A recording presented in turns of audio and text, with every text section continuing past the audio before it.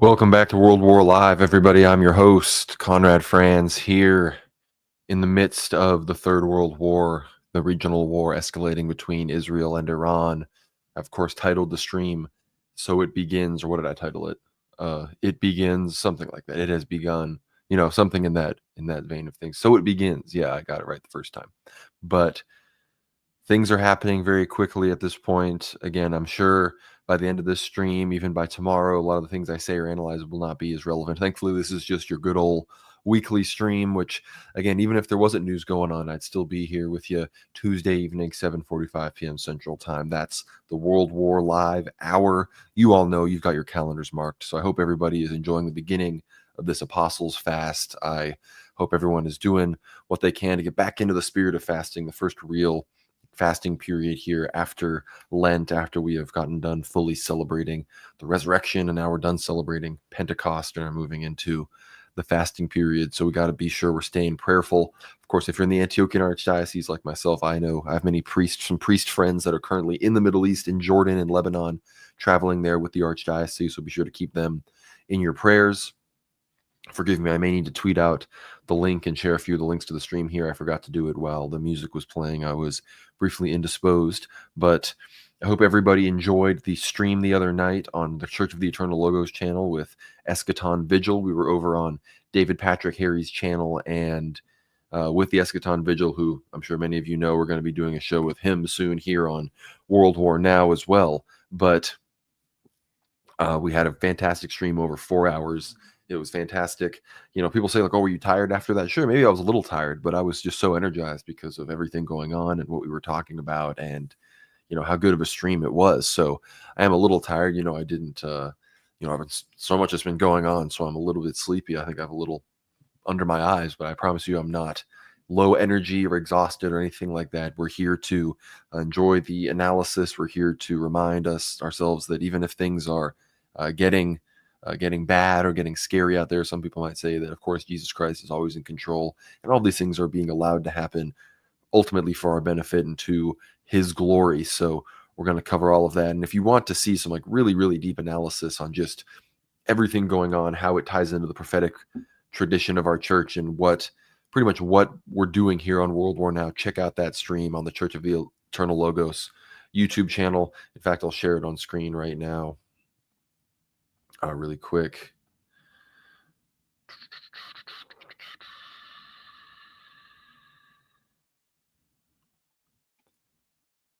There we go. Check it right out. Right there, Orthodox Prophecies in World War III with World War Now and the Eschaton Vigil. Fantastic stream again, over 4 hours. Some really, really deep analysis. We go into all sorts of prophecies, all sorts of geopolitical,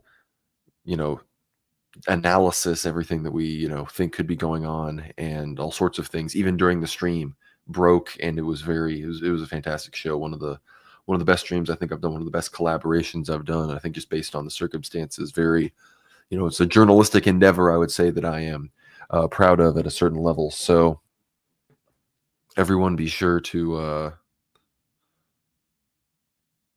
YouTube isn't streaming. Why isn't YouTube streaming? That's a good question.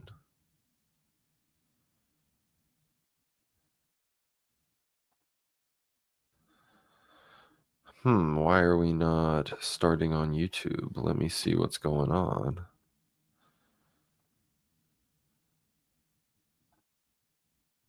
It shows I'm live on YouTube. I'm watching myself right now.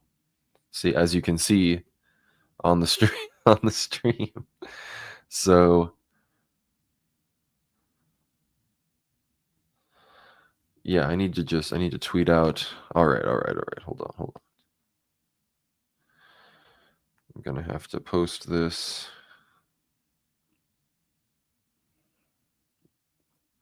Bear with me, folks. We're gonna have to tweet out, the link. People need to know when it's happening. People can't do it unless I post it right before it happens.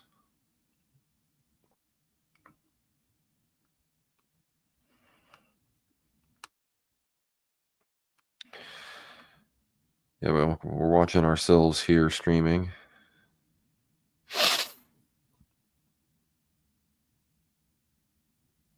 It's over. We fell for the moderator bait. It's okay. We got Alan in the chat tonight. Got a solid audience already. Want to thank everybody for tuning in. If you want to ask a question, if you want to support the show, send a super chat. We've had some great super chat support recently, so greatly appreciated. Obviously, if you want to support the show beyond that, and if you're just interested in everything we're doing here at World War Now, be sure to check out the link in the description, worldwarnow.co. Very easy to type right into whatever browser you're on, mobile or otherwise.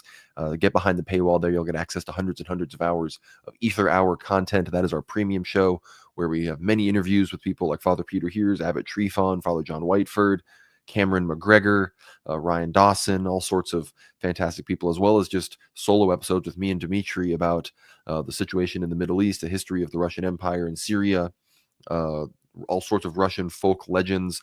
We have episodes with Gregory Hears about St. John Vitatsis, some of, personally speaking, my favorite content, if I can speak so about my own stuff. Some of my favorite Orthodox content on the internet. So thank you all for tuning in. worldwarnow.co. That's down in the link below. But of course, everybody is here. Everybody is talking about what's going on in the Middle East. We are all witnessing everything going on between Israel and Iran. And the latest, of course, in fact, I should probably just share my Telegram window instead.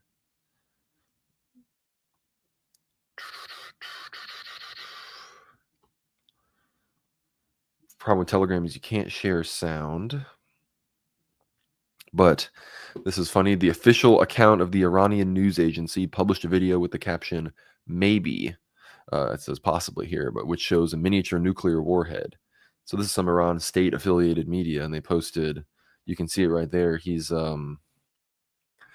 really stroking it. he playing with it for real, though. But seriously, I mean, I guess they're claiming they maybe already have a nuclear device, which, some people have believed. Alex Jones has talked about this. Other people have talked about how they already have one, which, again, the Israeli narrative is that they've always been, 2 weeks away from a nuclear weapon for the past 30 years. So, again, who knows? We know that Pakistan has pledged sort of allegiance and solidarity with Iran. And so they have a nuclear arsenal. Obviously, they are a nuclear state. So in theory, people have claimed that if the Iranian regime comes under threat, that Pakistan would potentially lend Iran its nukes or threaten its enemies with a nuclear strike from their soil. So all sorts of things could happen at this point. And this is relevant to the other things that I've been posting here recently that have been in the latest is that U.S. President Trump is scheduled to have a closed press lunch tomorrow in the cabinet room with Field Marshal Asim Munir, Chief of the Army Staff of the Islamic Republic of Pakistan. So I think understanding Pakistan's nuclear role in these conflicts, as it appears that Trump and the U.S. is gearing up for an assisted strike with Israel on the Fordo nuclear facility, which is deep in a mountain in Iran. As they prepare for that, Trump is, I think, trying to tie up all potential loose ends here, making sure the Pakistanis don't do anything. I'm sure they're making sure the Russians don't do anything. They're definitely making sure the Chinese don't do anything, so that when they fully go in and do what will effectively amount to what will the early stages and will probably result in regime change in Iran, the end of the Islamic Republic as we know it, they're going to make sure that there's no interference coming in from these other states. And if we listen to the prophecies, we know that ultimately Russia and China are going to be forced to respond in some capacity. So we're going to see what that looks like, whether that's something in Ukraine, whether that's something in the South China Sea, whether that's something converging actually in the Middle East itself. The problem is, of course, with Russia's lack of influence in Syria, what Russia can or can't do is very much reduced. Their peacekeepers are no longer even in Armenia, Azerbaijan, so there are not a whole lot of Russian forces here in the region. The rumors are now that the Chinese, and I have seen evidence of shipping planes from Beijing, from Shanghai, from China, turning off their transponders as they fly into Iran. They're potentially providing the Iranians with missile defense, with other necessary goods and services, and even military items to withstand the Israeli barrage, and potentially even, participate. I mean, I don't know if the Chinese are directly funding the counterattack, but they very much could be. The question then is, will the U.S. use that as an excuse to escalate, war and rhetoric against China? So we're going to have to wait and see. We're already getting super chats, so thank you all so much for tuning in. Obviously, There was that rumor that Trump was going to speak. A lot of people thought it was going to be, the announcement of war.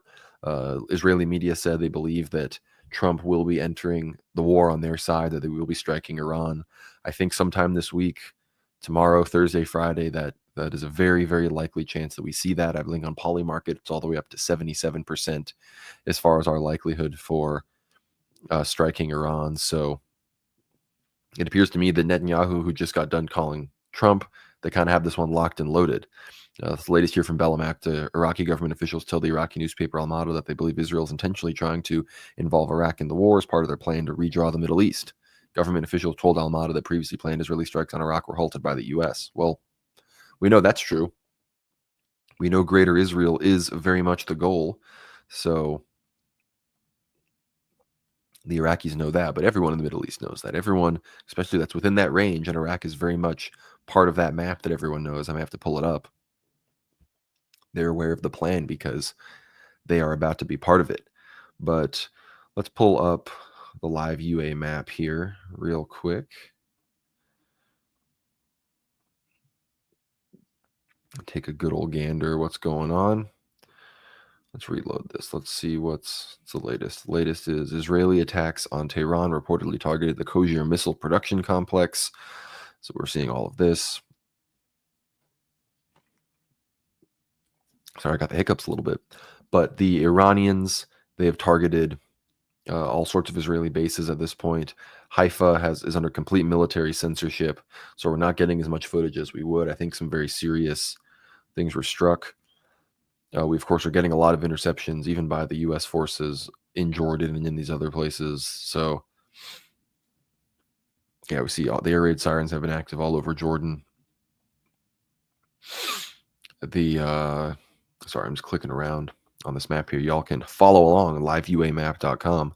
But the situation in the north is under much more strict military censorship. I know we've heard that the base at Dimona was struck in some capacity. I think, again, I don't know if this map is going to be reporting everything that's happened. It's probably adhering to some form of Israeli censorship, but it does tell us that there were interceptions over the Negev down here.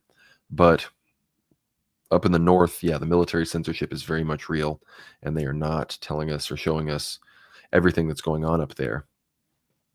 Well, we've got some super chats here. Jonathan Kelly, $4.99. Thank you, sir. Any prophecies from the saints about the hold on Bitcoin? Well, I'm no expert on Bitcoin, and I haven't seen any of the saints talking about it. And that's not to say there aren't good things about it. I recommend everybody watch the Anthony of Westgate, Martoroshka, whatever his name is, Bitcoin stream. I've watched like 50 minutes of it, 40 minutes of it. Very educational, very good. Whatever Anthony of Westgate says on Bitcoin, I endorse. So there, call me a non-free thinker all you want. I'm outsourcing my opinion on this one. I know I should probably, get more Bitcoin, but maybe if someone wants to send me a large amount of Bitcoin, I'll have more impetus to speed up how involved I am with it. So reach out to me if you're interested in sending me a large amount of Bitcoin. I'll become a Bitcoin guy. I'll start talking about Bitcoin, making content about Bitcoin. Don't you worry. Just, bag me out a little bit, get me invested, because I can't afford to dump all of it into it right now. We got $5 from Paisios. Thank you for calling me a hero on the Eternal Logos live stream. It means a lot to me. I also just told my Spanish friend about St. John III. Very epic. We love telling people about St. John Vatatzis the Merciful because he is a powerful intercessor. And you are a hero, Paisios. You're always sending some cash on the stream. It's really appreciated. Always an encouraging word. Always asking good questions on the Q&As. So cannot be stated how much we appreciate it here. So, every World War Now head should be like Paisios. He's someone to emulate. I'm not just saying that because it would, in some capacity, financially benefit me. He's a good guy. Met him in person. Mad respect. Thank you, brother. It's always good to see you on the stream. We've got $20 from Neon Arrakis. Neon Arrakis. I don't know. Is this a Dune reference? I'm not as much of a sci-fi head as certain people. He says, support for the cause. Whatever happens, may the Holy Father's will be done now and always. So true, brother. So true. But, all right, we've got some new reports here. The Washington Post. Israel will only be able to maintain shooting down Iranian ballistic missiles for 10 or 12 more days. Then they will need to start rationing munitions. This could explain why Iran is opting to launch small but consecutive waves. Iran is likely using up some of their older / less sophisticated missiles to deplete Israeli defenses to make way for the real stuff later on. This is attritional warfare. In most cases, a small wave of 3 to 5 Iranian ballistic missiles is enough to prompt the launch of about 10 to 15 Israeli interceptor missiles, with each one costing at least $12 million, especially in the case of THAAD, which is the American high-altitude air defense system that I believe at this point there are at least 3, if not more, in Israel that the U.S. has delivered over the past month since October 7th. In contrast, even Iran's most modern missile, the Fatah-1, only costs about $200,000 to produce, according to the IRGC. If we assume 12 interceptors for one Fatah-1 missile, as seen in video today, that means Israel is spending $144 million to intercept, not always successfully, a single Iranian hypersonic missile. This is simply not sustainable. Within about 2 weeks, if Iran keeps up the current pace of fire, Israeli airspace will be at the mercy of Iran's far larger and more destructive solid-fuel ballistic missiles, unless, of course, the U.S. intervenes directly. And obviously, if I'm reading this in the Washington Post, or rather reading it on Telegram, was screenshotted from the Washington Post, because I'm not going to read the Washington Post, the U.S. and intelligence forces know about this, and that means that if this is somewhat of an inevitability, if Iran is gamed out, if it's truly just them and Israel that they can actually win, then it's a done deal that the United States is going to get involved. Look, the Russians refuse to allow Israel to stop existing. Everyone is still in the post-war paradigm. We have the Germans. Friedrich Merz today has been announcing that the U.S. is likely to get involved in Israel, talking about how we need to destroy Iran, destroy their nuclear program. The Russians have, said that Israel cannot be destroyed. Iran can't get a nuclear weapon. Everyone's still caught up in the post-war paradigm where, we have to protect the Jews. We have to protect Israel. We have to protect these people. Remember that thing that happened in the 1940s and how horrible it was, and how we all, didn't do enough or some nonsense like that. Yeah, everyone still believes that.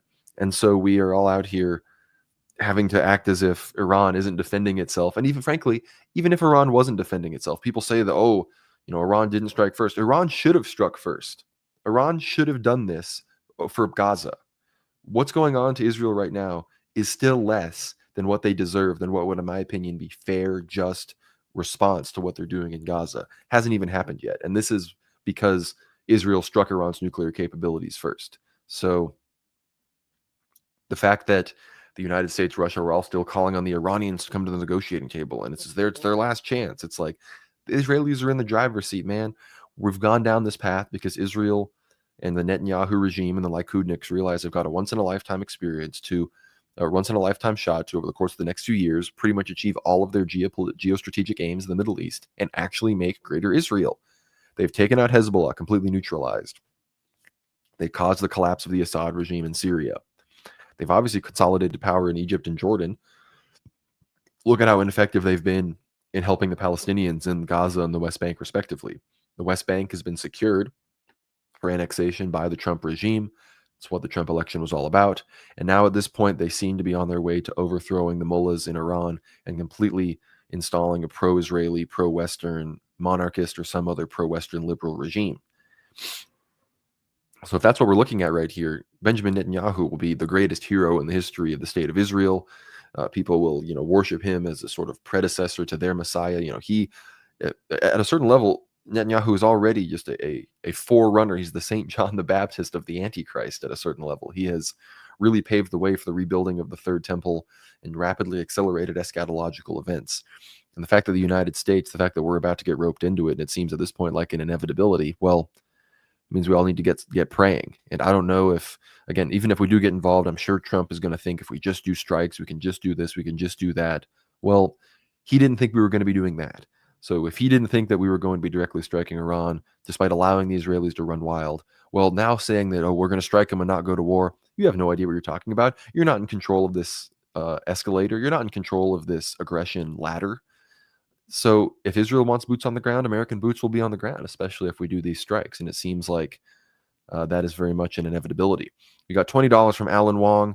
Blessed All Saints Feast and beginning of the Apostles' Fast for Julian calendar brethren. World, we're now so prolific these days, encouraged by your hard work. Thank you, brother.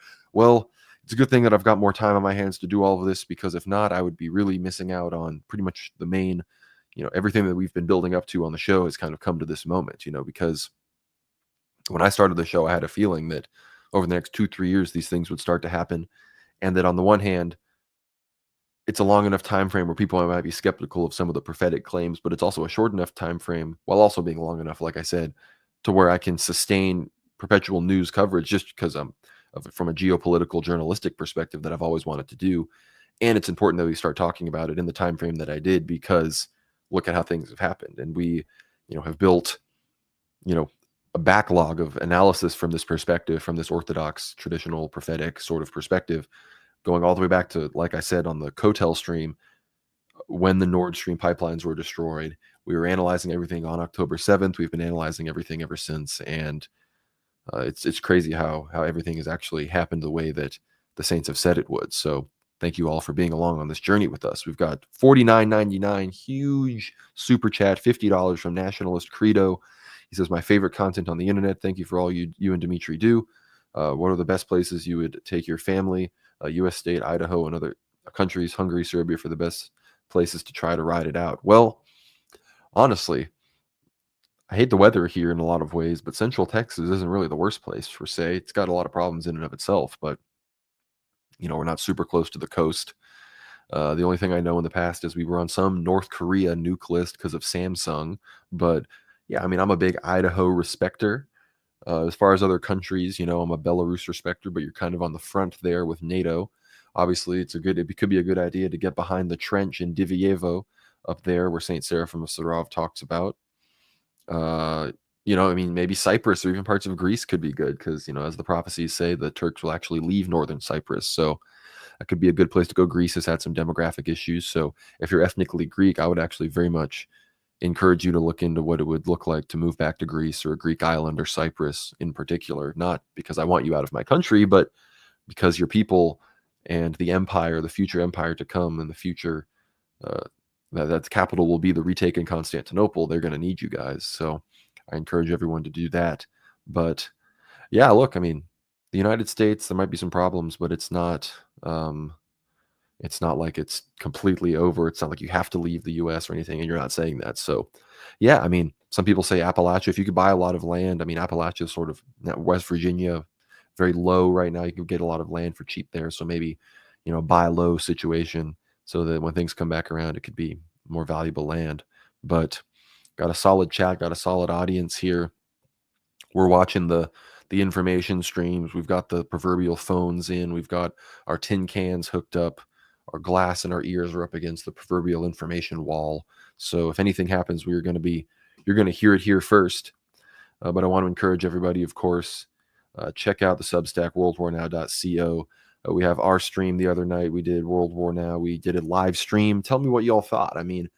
Usually we like to record the show and then we send it to the editor, but maybe it's time to just start doing every episode streamed. The problem, again, the only reason I haven't done this already is because Substack doesn't have desktop stream. Like I can't stream with StreamYard, which is my streaming software on Substack. And Substack is what we want our home base to be. Like that's where we want people to watch the content.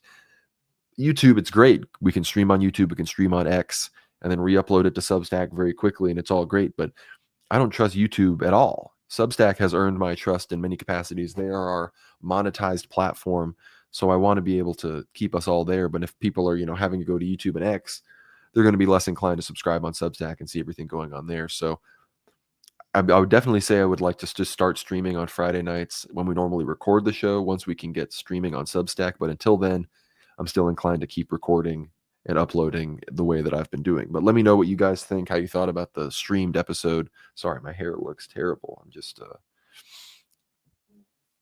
I'm having a moment. But all right, it's a little better. But but yeah, let me know what y'all thought. It was a good episode. We were, analyzing things in real time, discussing how we think this is going to go. And I think it's going to prove to be a pretty prescient piece of analysis. But yeah, I see people talking about good places to live. Yeah, Michigan, the Midwest, people sleep on a lot of parts of the Midwest. I'm really not into places like Kansas and Nebraska and Iowa, really. I don't know, something about those biomes Not really into them. Missouri, I know is good, underrated. Alabama, Northern Alabama, very, very cool, very ecologically diverse place.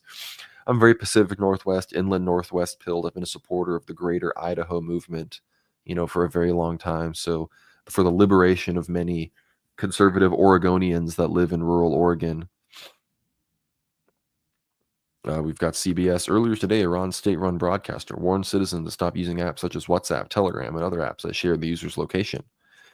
These platforms give Israel the ability to locate and target users. A WhatsApp spokesperson dismissed the claims as false and said the app's end-to-end encryption ensures that only the intended receiver can read the message. Well, I don't know. Wouldn't surprise me if WhatsApp is just, an Israeli tracker. So at any moment, you could just get drone struck using your WhatsApp or Telegram or whatever app it is. So, do with that information what you will. But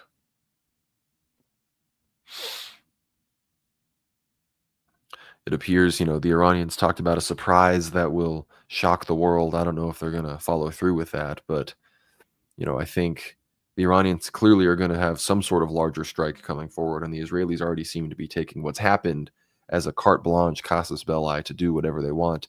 They're going to be attempting to strike the Fordo nuclear capabilities in some capacity regardless. Let me see if I can get a map up that actually shows, what they plan to do here. I've been seeing them around all day. But no, these are all models. I want a map.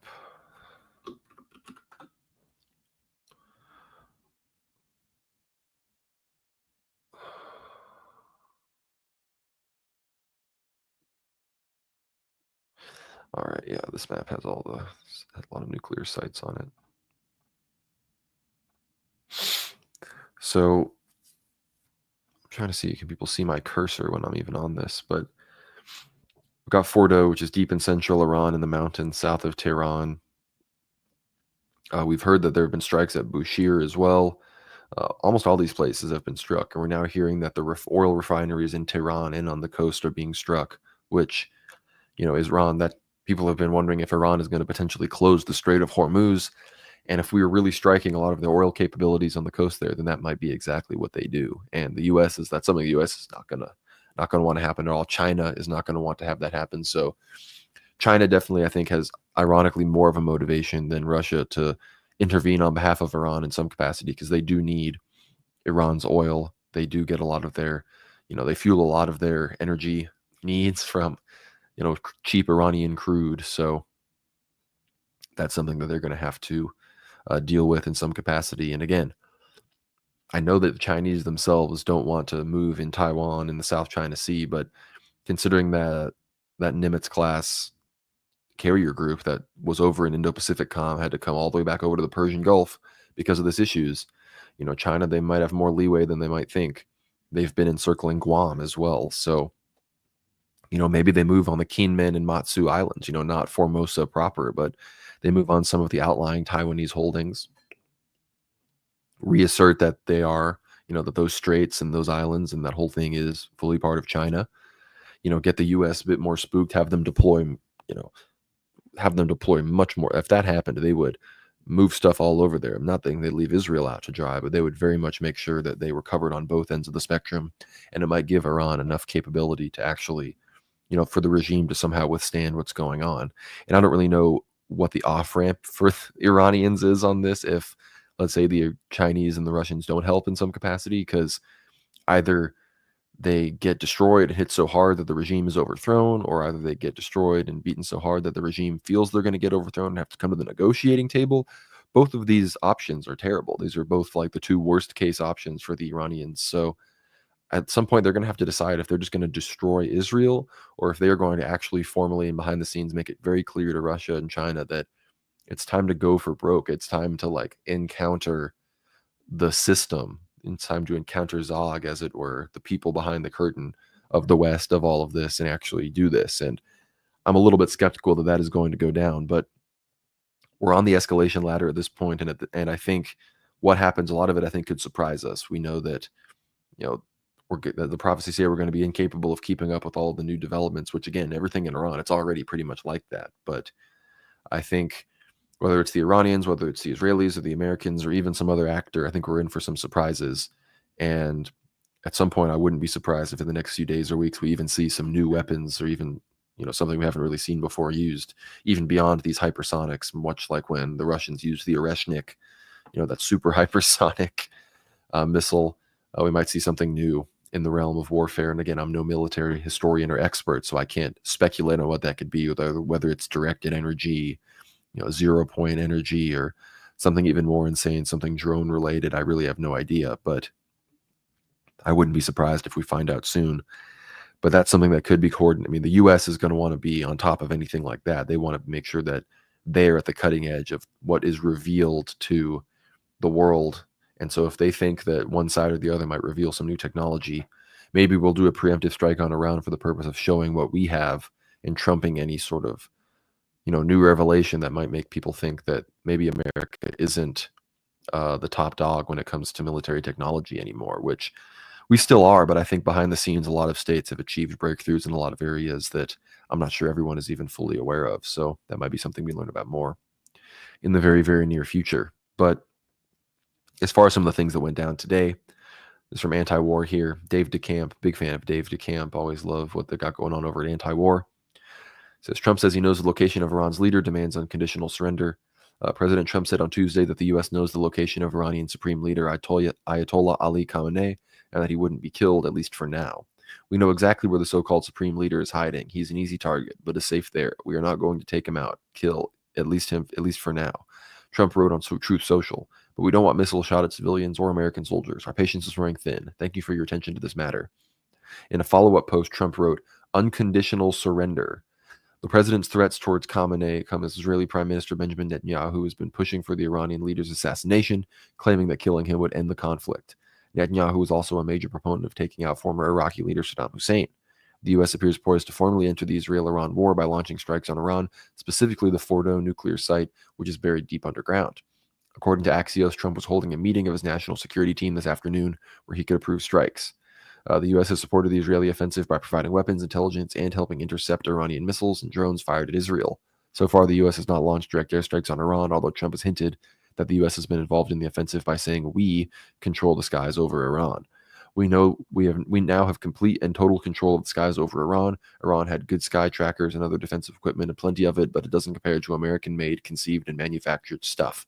Nobody does it better than the good old USA, he wrote on Truth Social. So, as far as the world is concerned, the U.S. has signaled that they have no problem being directly affiliated with this conflict, being parties to this conflict, being considered aggressors on the Iranians. They consider Israeli forces pretty much one with U.S. forces.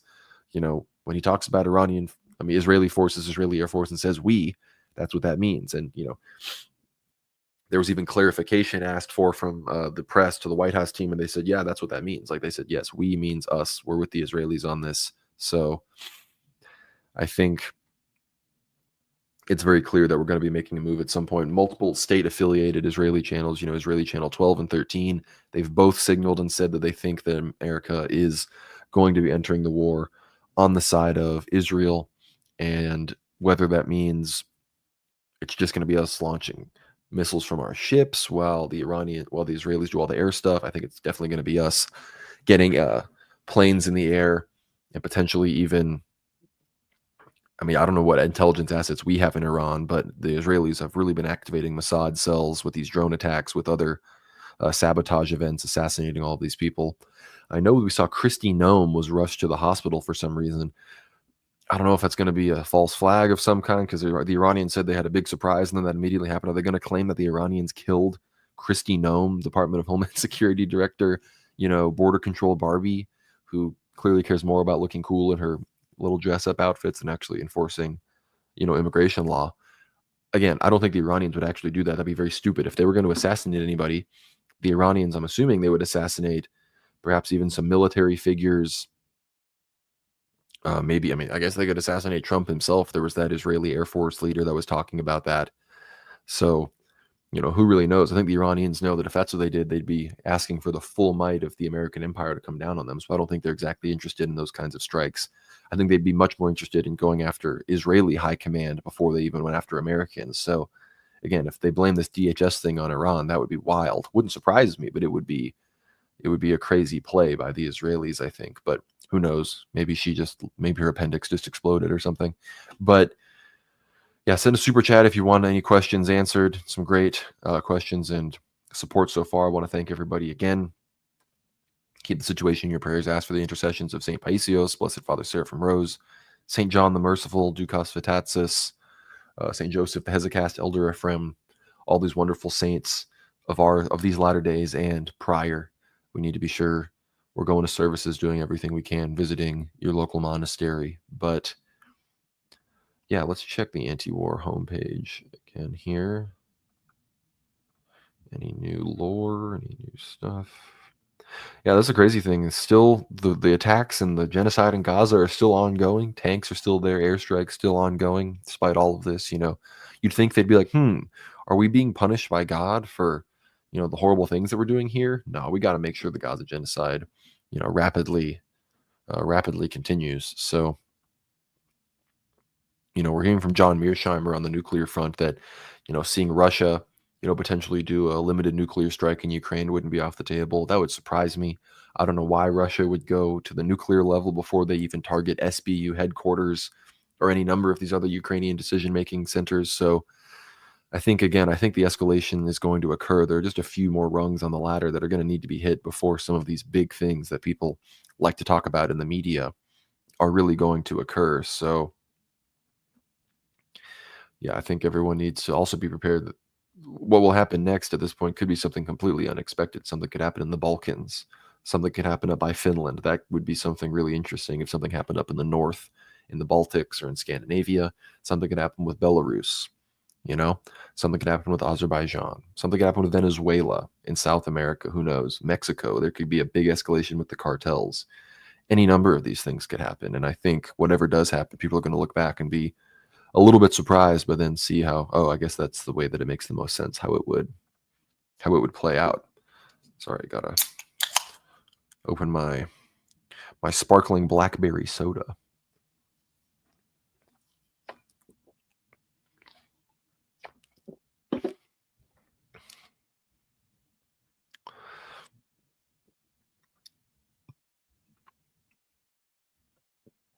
But yeah, the Fordo facility, we already have the major strikes have been on the Natanz and Isfahan sites.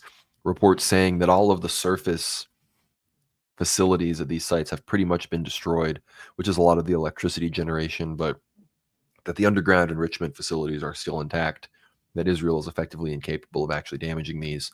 And the big boy being the Fordo nuclear facility there in the middle between Arak, Tehran, and Natanz. That's the big one, and it's deep inside a huge mountain, and only with the United States can they take it out. And until they take that out, Iran is still very much a nuclear threshold state, which pretty much protects the regime from change and from being overthrown. And so in a sense, when Netanyahu says that Iran is 2 weeks away from a nuke, he's somewhat correct in the sense that it's likely that Iran maintains the capability to rapidly create a somewhat remedial nuclear weapon. And they do that because behind the scenes, among the intelligence community, it broadcasts to the US, Israel, all these people that you can't come in and do a color revolution. You can't invade us and do all this stuff. You can't assassinate our leaders because we have contingency plans in place that could lead to a nuclear strike on your country or a nuclear device being deployed in a sphere of influence that you don't want it to be deployed in. And with that in mind, that provides the Ayatollah with a certain degree of protection. But if the enrichment is completely taken away, and that seems to me that's what Trump means when he says unconditional surrender, then that's effectively the same thing as saying we're just going to kill the Ayatollah, which is also part of that threat that he said that we're not going to do it yet.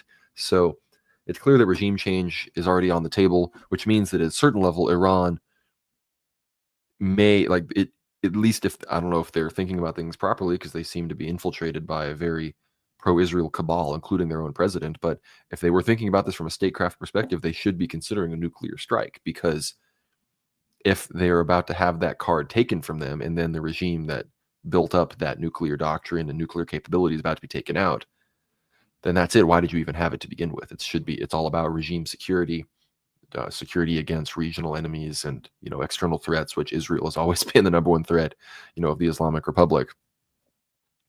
We have strikes recently on the Imam Hussein University near Baba Highway, Imam Hussein, the son of Imam Ali, who they celebrate on Ashura.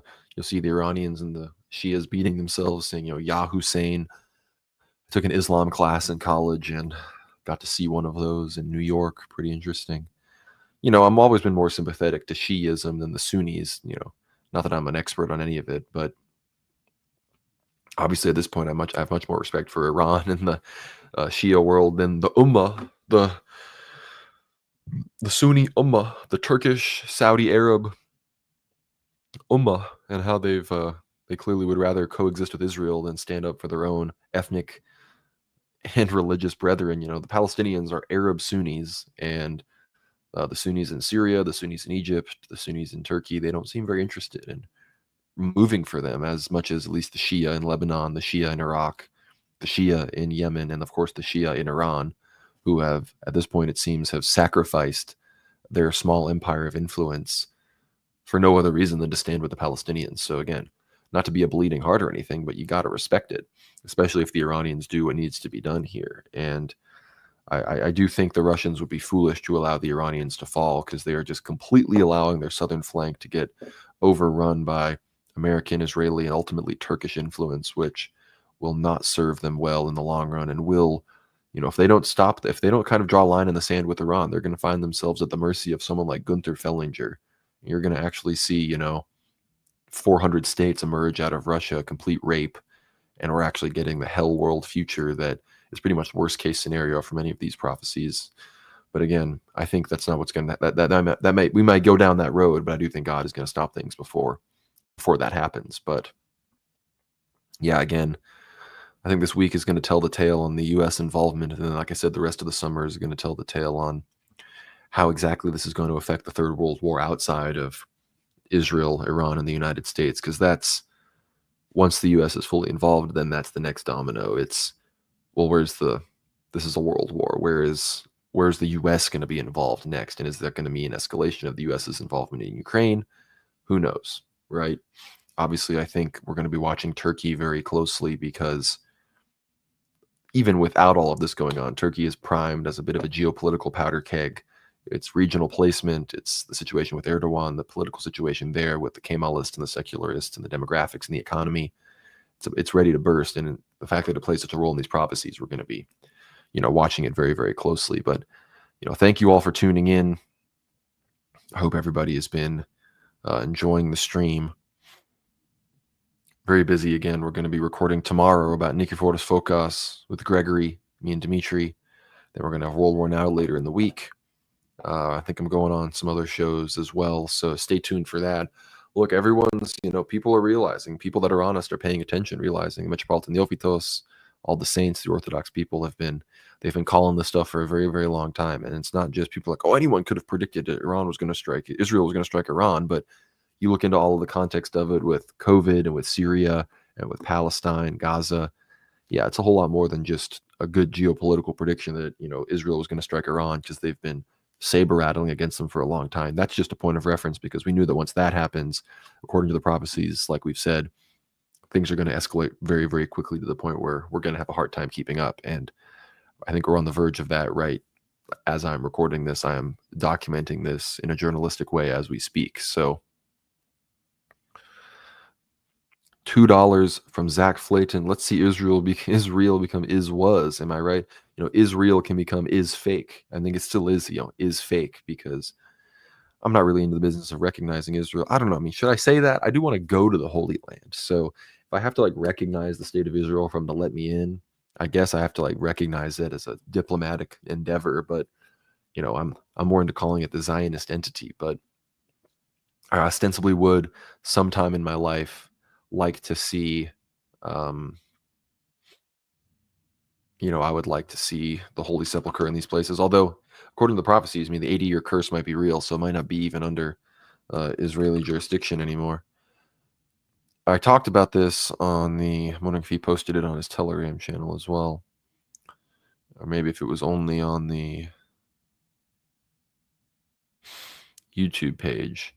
But the Holy Wisdom, yeah, I can share this.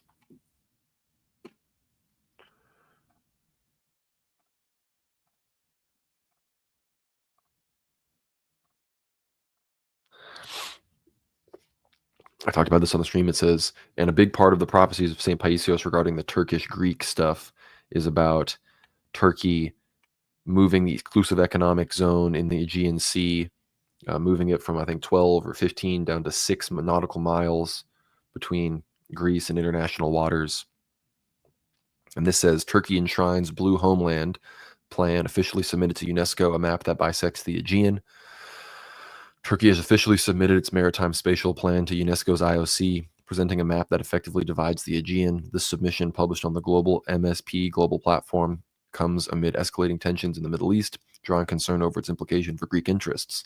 The Turkish map applies a mean line approach between Turkey and Greece's continental coasts, disregarding Greek islands' entitlements to an exclusive economic zone and continental shelf. Islands such as Chios, Crete, and Castellarizo are categorized as neutral anomalies without sovereign rights. The document aligns with Turkey's long-standing Blue Homeland doctrine, reinforcing its claims to energy research areas and military zones while denying Greece's maritime rights beyond 6 nautical miles. Although the registration carries no binding legal force, its inclusion on MSP Global grants Turkey's claims international visibility.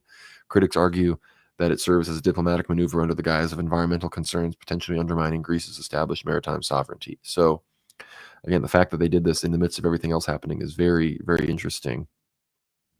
I was trying to see, they had another post about this passage authored by Abbot Gabriel Citas in 2009 reflects prophetic insights of Elder Joseph of Vatapedi, which we talked about this earlier on the stream as well with Kotel. This mirrors the prophecies of St. Philomenos of Jacob's Well. And the Russians will go down south to help their Arab allies, especially the Iranians, who will be attacked by the Americans. The Americans will have captured the coastal zone of Iran. After a fierce struggle, but they will not be able to advance inside the country because of the great resistance they will receive.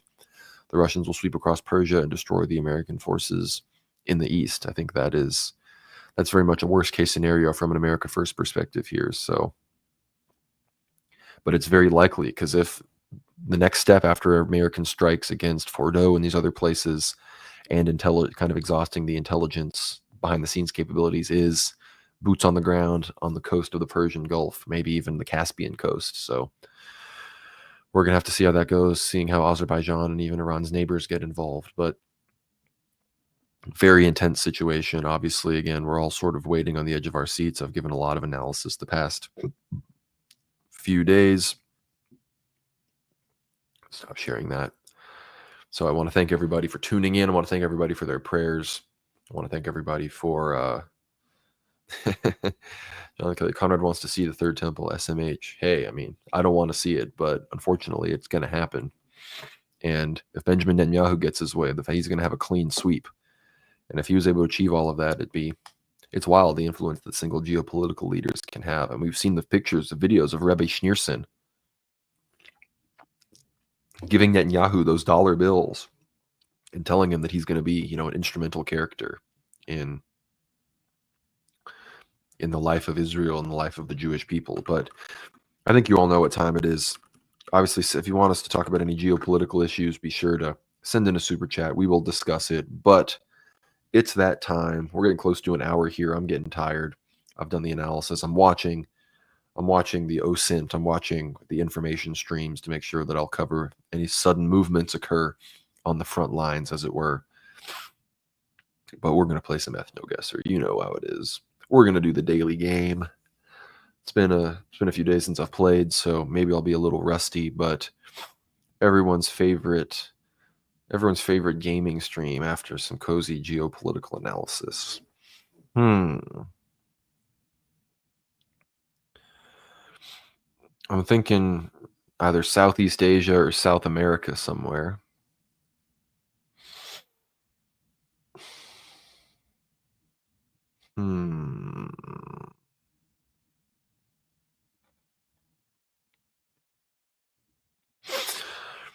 I don't know. Let's see some guesses on this. I want to know. It could be South America or it could be some Pacific Island stuff. But we've got $2 from Paisios. Any updates on Metropolitan Tychicos of Paphos? I think you mean Paphos, Paphos. But as of now, no. I mean, he's filed his appeal to the Ecumenical Patriarchate.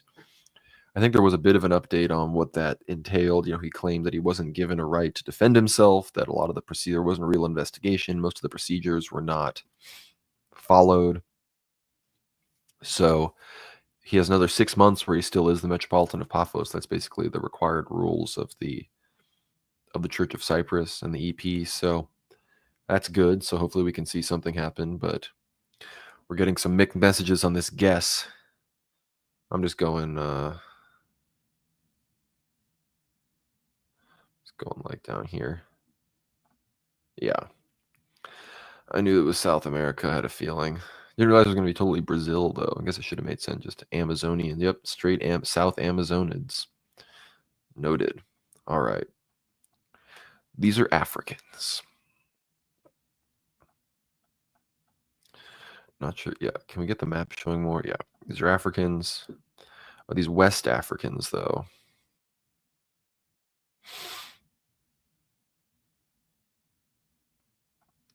These West Africans or East Africans? I'm getting more East African vibes at a certain level, but maybe I'm wrong. Maybe South Sudan. Oh, brutal. Some straight Oceanids, some Bukaids. Yeah, are these like Bougainvillians? Nah. These are like Solomon Islanders. Oh, yeah. Bougainville. Next country. Going to be an independent country. Brutal Zero. We're going to try to forget about. Yo, is that Zelensky? Yo. Zelensky. So is this like a Khazar phenotype? Is this like a Ukrainian Jew? What are we thinking? I mean, it could just be a Romanian at the end of the day. It could easily just be a Romanian man.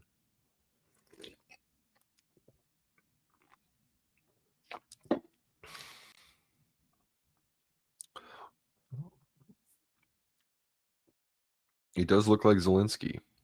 Yeah, I'm thinking maybe northern Anatolia or straight up Romania.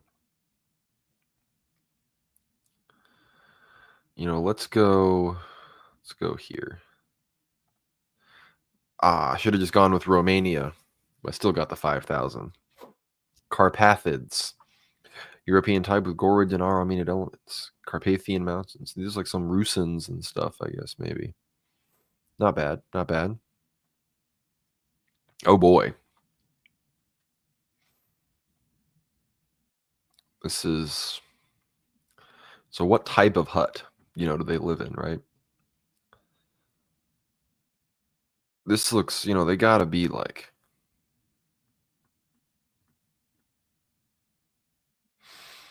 Is this like Cameroon? Is this like Niger, Chad, like Angola?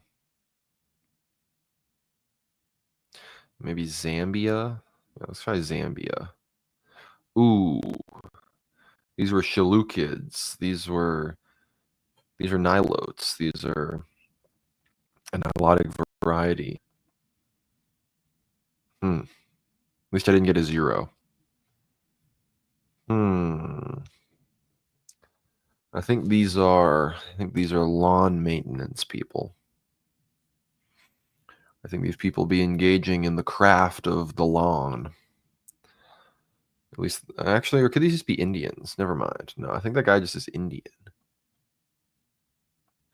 See, look, he could either be, he's like Jose or Raj, that's the question. Is this? I think these are just Indians, though. Could they be Sri Lankans or Bengali? Now we're going to go up here. They're from Bhilai, from Bhubaneswar. 3228. It could be worse. All right, we're halfway through. Let's move on to number 6. All right. We got some Asian boys. Are these just Japanese people? Maybe Koreans?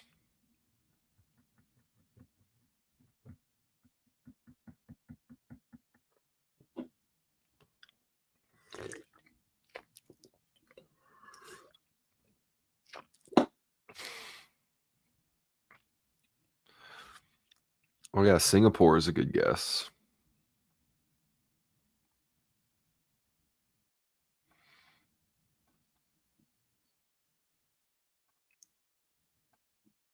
Boom. I guess I didn't get a 5,000. I guess these are Laotians and Thai people. I guess Thailand makes sense. Yeah, they look Thai. Come on, how did I not get it though? Wow. If I just put it like slightly to the right, I would have gotten a perfect score. That's crazy. Oh well. I guess a true Singaporean, they really wanted that, it'd be more just Chinese, just like actual Han. Oh boy. These are some Eskimo looking MFers. I'm almost tempted to go like Greenland. Like this either some Greenland, Alaska. Dang. Like some Baffin Bay type thing.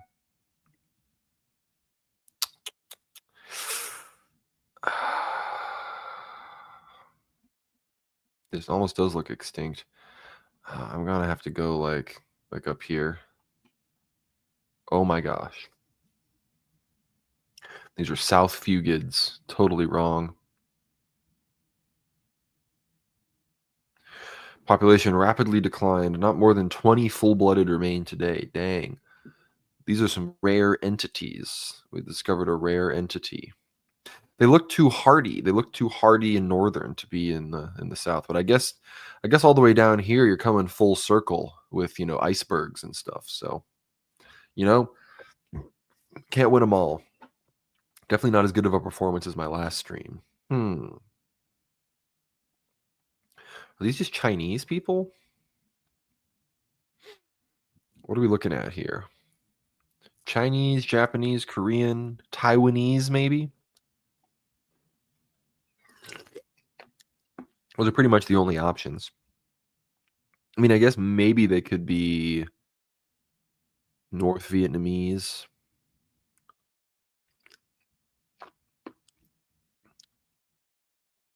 I think I'm getting maybe Chinese. What's everyone thinking? I'm thinking just straight China. Boink. We're good. Oh. Dang it, North Vietnamese. I literally said it. Fork. South Synod subvariety typical of the plains of the Red River, northern Vietnam, named after the old Tonkin Protectorate Dong King region. Developed through continuous Synod expansions to the south and assimilation of indigenous Shanid elements. Most common in northern Vietnam, but sporadically also appears in southern Vietnam and in parts of Indochina as well as southern China. Fascinating, my dear Watson. All right. So just Aryans. Iran. No, just kidding. These are obviously Europeans. But are these like Russians? Are these like Lithuanians? Are these Danes? Got the blue eyes. Are these just straight Swedes? I think I'm going to go right there. All right. I guess these are just North Atlantic. This is just what I am. I am this. We finally found ourselves on Ethnoguessr, guys. Western European type that combines features of Nordid and Mediterranean in a unique way, resembles British Iron Age Celts. Principal element in Ireland and parts of Britain, especially Western Scotland and Wales, common in northwestern France. Yeah, this is like 100% of my DNA profile comes from here. So, yeah, it includes even Sweden and Ireland and Scandinavia. So, this is what I am. So, glad we almost got a perfect score, I guess. All right. These are some Africans. These look like some slave trade or type individuals. Bonk. Ooh, I was wrong. Ooh, these are Southern Bantus. Tough zero. Tough zero. Dang, I was better than, still better than 59% of people. So, could have been worse, but I should have known. I should have known with South Africa. I'm too optimistic on East Africa and West Africa sometimes. South Africa has a lot of people, big population. Solid game today, folks. Thanks everyone for tuning in. Any more super chats, feel free to send them. Want to encourage everybody, follow me on X at GnomeRad. Getting closer and closer to 10,000 followers. See, I'm at over 9,700 at this point. So let's get me up there. It would be great. You know, I'm hoping that my next breakthrough up to that figure will sort of break me through my shadow ban, because I am horribly shadow banned. It's just because the sheer, oh boy, we got some interesting it's just BAP posting homosexuality. Fascinating. Just scrolling the timeline, you know, we're seeing what we got. But the we got $5 from Jonathan Kelly from the World War Now theme music. I imagine you would like to listen to, was that Starfucker, STRFKR? You know, maybe I'll check it out.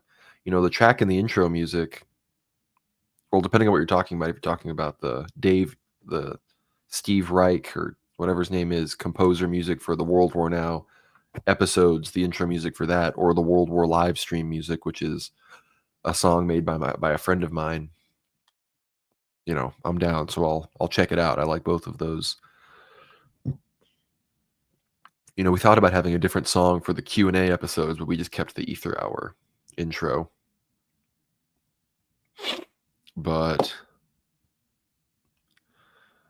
thank you, Jonathan. Thank you to everyone that was in the Cotel chat as well. It's showing up, you know, financially supporting people that have me on. That's a great way to have me on in the future. So Jonathan Kelly, Paisios, forgetting if anyone else was there, forgive me if I forgot you, but a lot of World War Now patriots showed up in the chat. So greatly appreciated. Big, you know, super chat showing tonight. Thank you all so much for all the financial support. Again, worldwarnow.co. Check it out. You know, it's a beautiful page, beautiful thumbnails. It's all right there. You can check out all of our amazing content. Our latest Q&A episode, you know, the future of AI, prophecies about US and Europe. We talk about Grand Duke Surge. Really great episode. I've gotten some good feedback on it. So everyone be sure to check that one out. Obviously, you know, I'm still here. Any other super chats, I'll be sure to answer. But the next 2 minutes, I'm probably going to be signing off. But Telegram, World War Now Telly, are we out? Yes, we're over 5,000 followers on the World War Now Telegram. So thank you all so much. We've been, you know, keeping everybody posted with everything that's going on there. I'm really, you know, getting into the groove on these streams as well. So it's nice to be able to just come on, go off for an hour. You guys tune in, enjoy.